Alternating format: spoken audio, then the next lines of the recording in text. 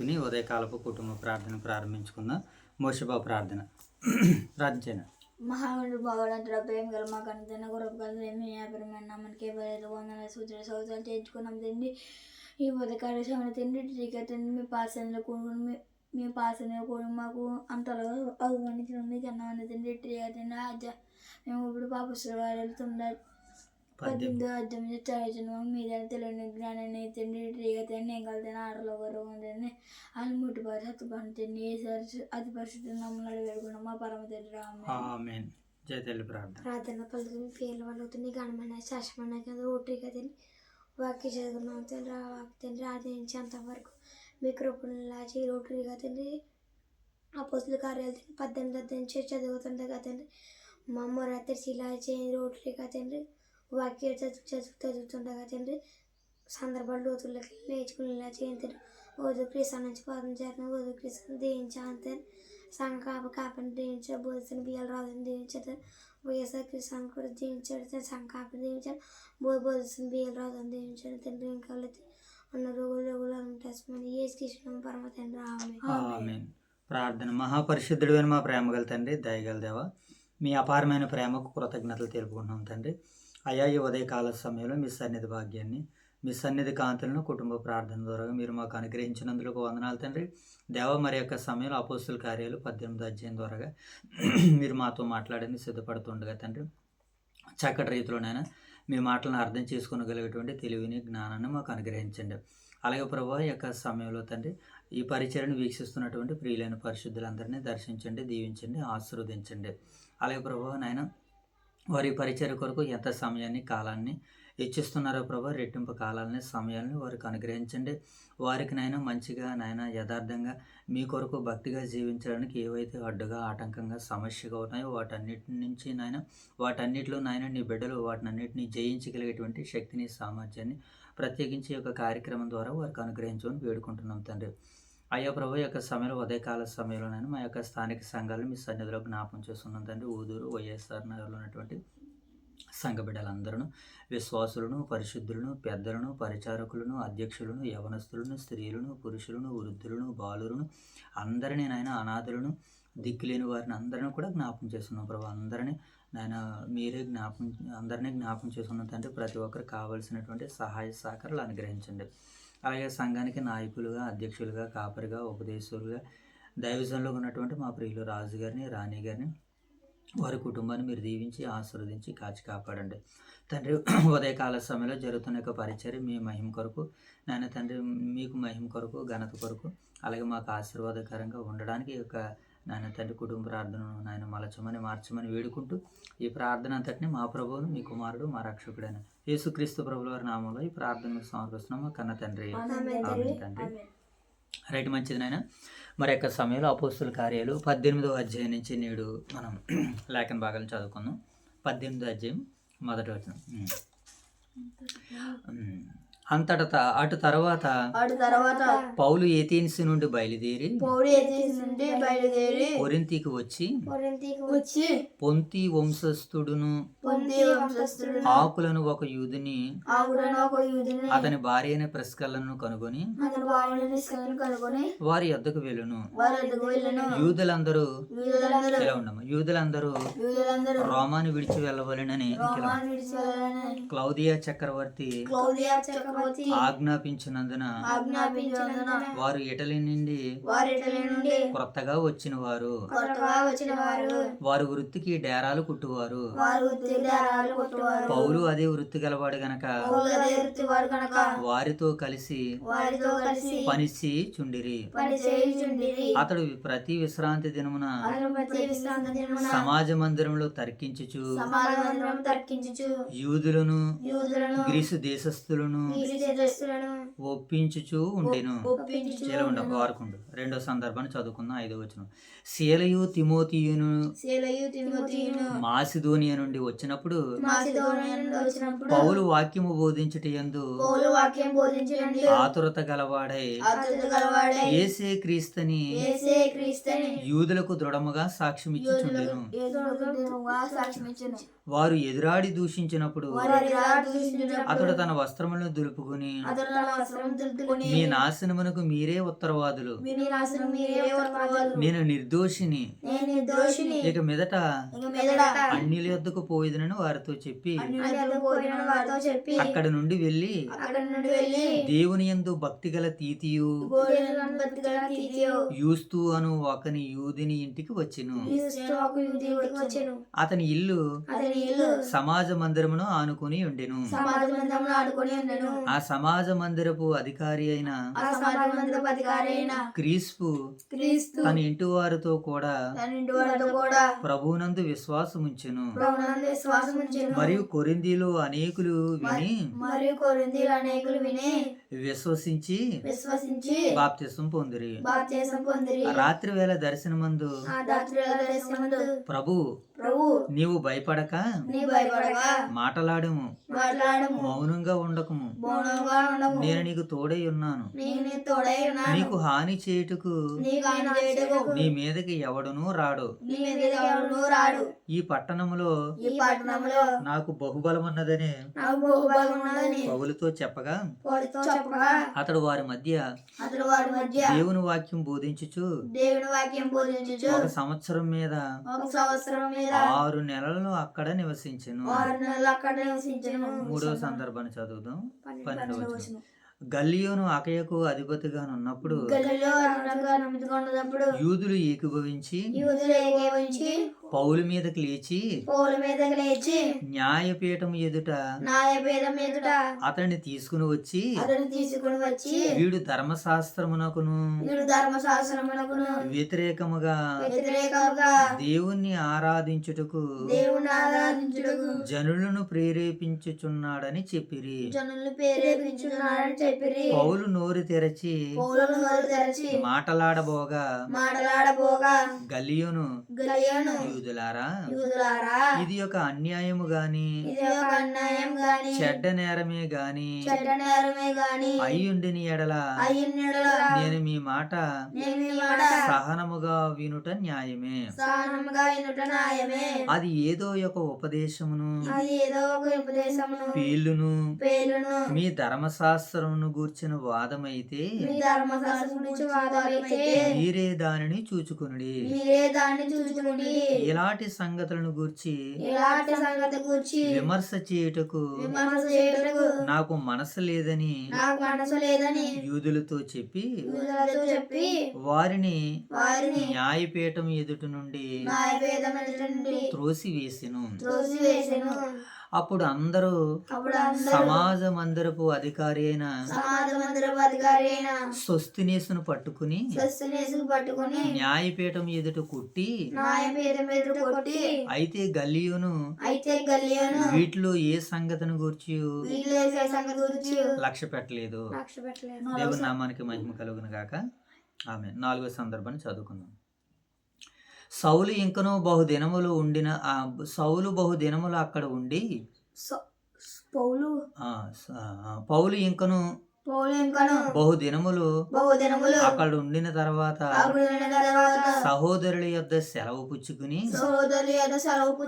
తనకు మొక్కుబడి ఉన్నందున కెంక్రియలో తల వెంట్రుకలు కత్తిరించుకుని వాడ ఎక్కి సిరియాకు బయలుదేరును. ప్రిస్కిల్లా ఆకుల అనువారు అతనితో కూడా వెళ్ళిరి. వారు ఎపిసినకు వచ్చినప్పుడు అతడు వారిని అక్కడ విడిచిపెట్టి తాను మాత్రమే సమాజ మందిరంలో ప్రవేశించి యూదులతో తర్కించుచుండెను. వారింకను కొంతకాలం ఉండమని అతనిని వేడుకొనగా అతడు ఒప్పుకొనక దేవుని చిత్తమైతే మీ యొద్దకు తిరిగి వస్తునని చెప్పి వారి యొద్ద సెలవు పుచ్చుకుని వాడ ఎక్కి ఎఫెసు నుండి బయలుదేరును. తరువాత కైసరియా రేవుకొచ్చి యెరూషలేమునకు వెళ్ళి సంఘపు వారిని కుశలం అడిగి అంతియోకయకు వచ్చెను. అక్కడ కొంతకాలం ఉండిన తర్వాత తర్వాత బయలుదేరి వరుసగా గలతియా ప్రాంతములందును ఉగ్రి అంతంతను సంచరించుచు శిష్యులందరినీ స్థిరపరచును. 24వ వచనం. 5వ సందర్భం. Okay, very good. అలెగ్జాంద్రియా వాడైన అపోల్లో అని ఒక యూదుడు ఎఫెసునకు వచ్చెను. అతడు విద్వాంసుడును లేఖనములందు ప్రవీణుడై ఉండెను. అతడు ప్రభు మార్గం విషయమై ఉపదేశం పొంది తన ఆత్మయందు తీవ్రపడి యోహాను బాప్తిస్మం మాత్రమే తెలుసుకుని యేసును గూర్చి సంగతులను వివరంగా చెప్పి బోధించుచు సమాజ మందిరములో ధైర్యముగా మాట్లాడని ఆరంభించెను. ప్రిస్కిల్లయు ఆకులియు విని అతన్ని చేర్చుకుని దేవుని మార్గమును మరీ పూర్తిగా అతనికి విశదీపరిచిరి. తరువాత అతడు అకయకు పోదలిచినప్పుడు అతన్ని చేర్చుకొనవలెనని సహోదరులు ప్రోత్సాహపరచుచు అక్కడ శిష్యులకు వ్రాసిరి. అక్కడికి వచ్చి కృపచేత విశ్వసించిన వారికి చాలా సహాయం చేసెను. యేసే క్రీస్తుని లేఖనముల ద్వారా అతడు దృష్టాంతాల పరిచి యూదుల వాదమును బహిరంగముగాను గట్టిగాను ఖండించుచు వచ్చెను. దేవుడి పరిశుద్ధ నామానికి మహిమ కలుగును గాక. ఆమేన్. రైట్, మంచిది నాయన. మరి ఉదయకాల సమయంలో కుటుంబ ప్రార్థనలో మరి దేవత దేవుడు మరి మనల్ని ప్రేమించి ఈ చక్కటి పరిచర్యలో భాగంగా అపోస్తుల కార్యాలు మరి 18వ అధ్యాయంలోనికి నేటికి మనల్ని సజీవుల లెక్కలో నడిపించి మరి ఆయన ఉన్నతమైనటువంటి నామాన్ని స్తుతించి మహిమపరచడానికి ఆయన యొక్క ఆలోచనలు, ఆయన యొక్క ఉద్దేశాలు, ఆయన యొక్క సంకల్పాలు ఎంత గొప్పవో మనం తెలుసుకోవడానికి ఉదయకాల సమయంలో అపోస్తుల కార్యాల ద్వారాగా దేవుడు తన చిత్తాన్ని మరి పౌలు గారి ద్వారాగా పరిశుద్ధాత్మ ప్రేరణతో వ్రాయబడిన లేఖనాల ద్వారాగా మరి మనల్ని బలపరుస్తూ స్థిరపరుస్తూ ముందుకు నడిపిస్తున్న పరలోకమందున్న కన్న తండ్రికి స్తుతులు స్తోత్రాలు తెలియజేసుకునిచు మరి యొక్క సమయంలో అపోస్తుల కార్యాలు 18వ అధ్యాయంలో రాయబడినటువంటి సంగతులని మరింత చక్కగా వివరంగా మనం నేర్చుకుని తెలుసుకునే ప్రయత్నాలు చేద్దాం. ఏమో బైబిల్ ఎంత గొప్పదేనంటే బైబిల్ని మనం ఎలా ఉపదేశించాలంటే చక్కగా విభజించి విడమరిచి ఉపదేశించాలి. వాక్యమును సత్యవాక్యమును ఎలా విభజించాలని మాట్లాడారు పౌలు గారు తిమోతితో చెప్తాడు ఒక మాట. అక్కడికి వెళ్దాం చూడండి ఒకసారి. తిమోతికి రాసినటువంటి 2వ పత్రిక 2వ అధ్యాయము 15వ వచనం చదువుదాం. తిమోతికి రాసినటువంటి 2వ పత్రిక 3వ అధ్యాయము 15వ వచనం చదవమాట. విశ్వాసములారా 2వ పత్రిక 2వ అధ్యాయం 15వ వచనం చదవాలి. దేవుడు వెరీ గుడ్. దేవుని ఎదుట యోగ్యముగాను సిగ్గుపడనక్కర్లేని పనివానుగాను సత్యవాక్యమును సరిగా ఉపదేశించువానుగాను నిన్ను నీవే దేవునికి కనబరుచుకున్నట్టుకు జాగ్రత్త పడాలి. దేవునికి మనమే కనబరుచుటకు ఏం చేయాలి? జాగ్రత్త పడాలి. సత్యవాక్యాన్ని ఏం చేయాలని చెప్తున్నాడైనా? సరిగా ఉపదేశించువానుగాను. సత్యవాక్యాన్ని ఎలా ఉపదేశించాలి మోషే బాబు? సరిగా ఉపదేశించాలి. అంటే ఈ సరిగా ఉపదేశించడం అని అంటే ఏ అధ్యాయంలో ఏ సంగతులు ఎలా వ్రాయబడ్డాయని వాటిని ఆలోచిస్తూ ఆ లేఖన భాగాల వెనకాల ఉన్నటువంటి దేవుని యొక్క ఆలోచనని, దేవుని యొక్క ఉద్దేశాన్ని బాగుగా అర్థం చేసుకోవాలి. అలా అర్థం చేసుకోవడానికి మనం ప్రతి ఉదయం సాయంత్రము ప్రయాసపడుతున్నాం, సాధన చేస్తున్నాం. ఇప్పుడు ఈ సాధన, ఈ ప్రాక్టీస్ కొన్నాళ్ళకి ఏమవుతుంది అంటే సత్యవాక్యాన్ని సరిగా విభజించి ఉపదేశించే స్థాయికి దేవుడు మనల్ని నడిపిస్తాడు. ఇప్పుడే మనం ఆ స్థాయిలోనికి వెళ్ళలేం. ఇప్పుడే కదా మనం పరిచర్య ప్రారంభిస్తుంటాం. ఇలా కొన్ని సంవత్సరాలు గడిచినటువంటి తర్వాత అప్పుడు ఏం చేస్తాం? సత్యవాక్యాన్ని సరిగా విభజించి ఉపదేశించి చెప్పగలం. కొన్ని సంవత్సరాలు అని అంటే అది ఫోలోలో మాట్లాడుతున్నటువంటి మాట. అనుభవం ఏం చేస్తుంది అంటే మాట్లాడేస్తుంది. ఆ అనుభవం మనం ఏం చేయాలి? ప్రతిరోజు ప్రతిదినము బెరయ పట్టణస్థులు లేఖనాలను ఎలాగైతే పరిశోధించారో మనం నిన్న చదువుకున్నాం కదా. వీరు తెసలోనికలో ఉన్నవారి కంటే బెరయలో పట్టణస్థులు గనులై ఉండిరి గనక పౌలు గారు, శీల గారు, తిమోతి గారు వీళ్ళందరూ వాక్యాలు చెబుతుంటే వాళ్ళందరూ ఏం చేస్తున్నారు? లేఖనాలని పరిశోధిస్తున్నారు. అలా పరిశోధించిన వారు మాత్రమే ఏం చేస్తారు? వాక్యాన్ని విభజించి సత్యవాక్యాన్ని సరిగా విభజించి ఉపదేశిస్తే అందరికీ బాగా అర్థమవుతుంది అనమాట. పలావ్ ఎలా పడితే అలా వండేసి ఇచ్చేయమనుకో తింటారా వాళ్ళు? దాన్ని ఏ భాగంలో అయితే వండితే అమ్మ చాలా బాగుంది మమ్మీ, చాలా బాగుంది డాడీ అని పిల్లలు అనగలిగారంటే అంటారనంటే అంత బాగా తల్లిదండ్రులు అమరుస్తారు కనుక వాటిని. అలాగే ఇప్పుడు ఆత్మీయ తల్లిదండ్రులు అనమాట వాక్యాన్ని చెప్పేటువంటి వారు కనుక వారు వాక్యాన్ని ఎలా ఏం చేసుకోవాలి? సిద్ధపరచుకోవాలి. ఇప్పుడు సిద్ధపరచుకునే విధానం మనకు అర్థమైంది కాబట్టి ఇప్పుడు మనం ఎన్నో అధ్యాయం చదువుకుంటున్నాం? అపోస్తుల కార్యాలు 18వ అధ్యాయం. ఈ 18వ అధ్యాయంలో ఎన్ని వచనాలు ఉన్నాయి మనకి? సుమారుగా 28 వచనాలు. ఈ 28 వచనాలని ఎన్ని భాగాలుగా మనం చదువుకున్నాం? 5 భాగాలుగా, క్షమించండి 5 సందర్భాలుగా చదువుకున్నాం. ఏనండి 5 సందర్భాలు. ఇప్పుడు ఈ 5 సందర్భాలని ఒక 3 భాగాలుగా విడగొట్టుకుందాం. ఎన్ని భాగాలుగానైనా 3 భాగాలుగా మాట్లాడుకుందాం. మొదటి భాగం ఏంటంటే మొదటి 1 నుంచి 23 వచనాలు పౌలు గారి యొక్క పరిచర్య కనబడుతుంది. ఎన్ని వచనమమ్మా? మొదటి నుంచి సుమారు 23 వచనాల వరకు పౌలు గారి పరిచర్య. ఇక రెండవది ఏంటంటే 24 నుంచి 28 జస్ట్ ఒక 4 వచనాలు అపోల్లో పరిచర్య కనబడుతుంది. అక్కడ ఎవరిదైనా పౌలు గారి పరిచర్య కనబడుతుంది. అపోల్లో అనేటువంటి ఒక ఆయన పరిచర్య కూడా కనబడుతుంది. ఇదంతా కూడా ఎక్కడ జరుగుతుందంటే పౌలు గారు 2వ దండయాత్రలో 2వ సువార్త ప్రయాణంలో జరుగుతున్నటువంటి సందర్భాలు మనం 15వ అధ్యాయం నుంచి చదువుకుంటున్నాం అనమాట. 15 అధ్యాయం చివరి నుంచి అనమాట. ఇంకా మనం వదిలేసుకుంటే 16, 17, ఈ 18 ఈ 3 అధ్యాయులు పౌలు గారి యొక్క 2వ ప్రయాణం మనకు కనబడుతుంది. మరి మొదటి ప్రయాణం ఎప్పుడు? 13వ అధ్యాయము, 14వ అధ్యాయము, 15వ అధ్యాయము. ఈ 3 అధ్యాయులేమో మొదటి ప్రయాణం ఎవరిది? పౌలు గారిది.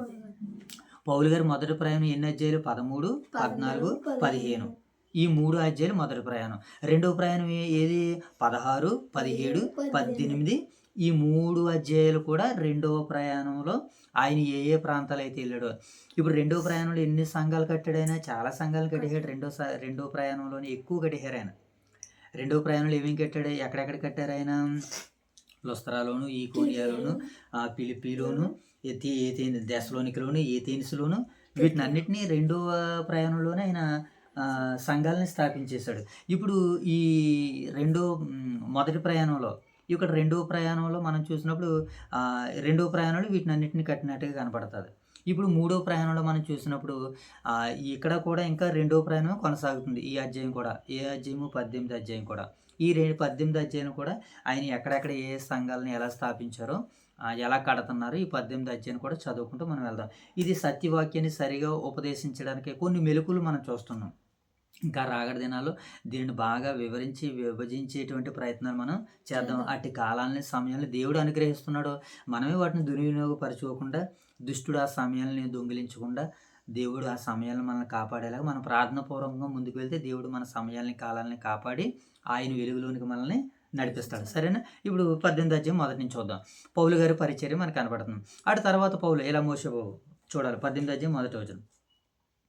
అటు తర్వాత పౌలు ఏథెన్స్ నుండి బయలుదేరి కొరింథీయునకు వచ్చి పొంతు వంశీయుడును ఆకుల అను ఒక యూదుని అతని భార్య అయిన ప్రిస్కిల్లాను కొనుగొని వారి యొద్దకు వెళ్ళెను.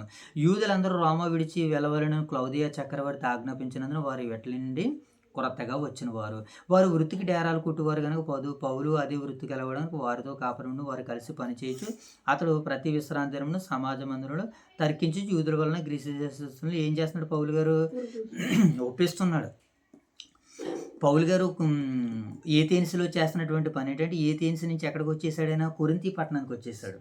అంటే ఇప్పుడు కొరింథీ సంఘాన్ని ఎప్పుడు కట్టాడైనా 2వ ప్రయాణంలో కట్టినట్టుగా మనకి కనబడుతుంది. ఈ 2వ ప్రయాణంలో అక్కడ ఎవరు కనబడుతున్నారు ఆయనకి? కొంతమంది ఇటలీ నుంచి వెళ్ళిపోవాలని రోమా చక్రవర్తి ఆజ్ఞాపిస్తే వీళ్ళు కూడా ఇటలీ నుంచి కొత్తగా వచ్చారన్నమాట. ఎవరు వాళ్ళు? ఆకుల, ప్రిస్కిల్లా అనేటువంటి వారు. ఏనా? ఆకుల, ప్రిస్కిల్లా అనేటువంటి వాళ్ళిద్దరిని కనుగొని వాళ్ళిద్దరి దగ్గరికి వెళ్ళి వారు డేరాలు కుట్టువారు కనుక వారితో పాటు పౌలు గారిది కూడా డేరాలు వృత్తి కనుక వారు అందరూ కలిసి పనిచేసుకుంటూ దేవుని యొక్క సువార్తను ప్రకటించుకుంటూ సంఘాన్ని కడుతున్నారు. కొరింథీ సంఘాన్ని కట్టుకుంటూ ముందుకు వెళ్తున్నాడు అనమాట ఆయన. ఇప్పుడు 5వ వచనం చూద్దాం. శీల గారు తిమోతి ఇప్పుడు వీళ్ళిద్దరు వచ్చేసారు. ఎవరాలో శీల తిమోతి కూడా మాసిదోని నుండి వచ్చినప్పుడు పౌలు వాక్యం బోధించుట యందు ఆతురత గలవాడే యేసే క్రీస్తుని యూదులకు దృఢంగా సాక్ష్యం ఇస్తున్నాడట. ఎవరో పౌలు గారు ఏమని సాక్ష్యం ఇస్తున్నాడు జైతల్లి? యేసే క్రీస్తుని యూదులందరికీ దృఢంగా సాక్ష్యం ఇస్తున్నాడు అనమాట. వారు ఎదురాడి దూషించినప్పుడు అతడు తన వస్త్రములను దులుపుకొని, మీ నాశనమునకు మీరే ఉత్తరవాదులు, నేను నిర్దోషిని, ఇక మీదట అన్ని జనుల యొద్దకు పోవచ్చునని వారితో చెప్పాను.